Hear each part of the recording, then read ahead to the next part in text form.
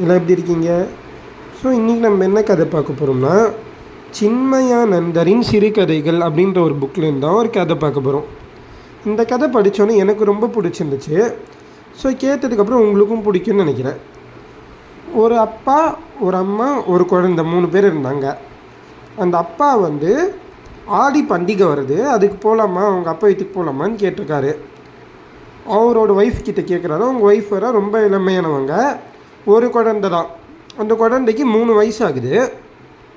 So மனைவி ஆசையாக கேட்கும்போது அவரால் முடியாதுன்னு சொல்ல முடியல. அதனால் ஒரு ஃப்ரெண்டு கிட்ட கார் வாங்கிட்டு 3 பேர் ஃபேமிலியாக கிளம்புறாங்க. கிளம்பினதுக்கப்புறம் அவங்க மாமனார் வீட்டுக்கு போகிறாங்க. அது ஒரு 100 மைல் தூரம் இருக்கும். இவங்க வீட்டிலேருந்து 100 மைல் தூரத்தில் ஒரு மாமனார் வீடு இருக்குது.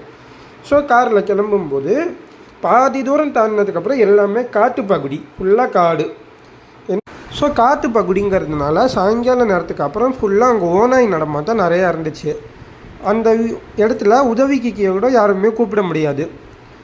இங்கே என்ன நடந்துச்சு, அப்பா வீட்டுக்கு போகிற பொண்ணுல்ல, அதனால அவங்களால என்னென்ன சாமான், என்னென்ன துணி எல்லாம் எடுத்துக்க முடியுமோ எல்லாத்தையும் எடுத்து போட்டுட்டு, அதெல்லாம் எடுத்து போட்டுறதுக்கு 2 மணி நேரம், மேக்கப் போட்டுட்டு கிளம்புறதுக்கு ஒரு 2 மணி நேரம்னு சொல்லி அங்கேயே 4 மணி நேரம் லேட் பண்ணிட்டாங்க.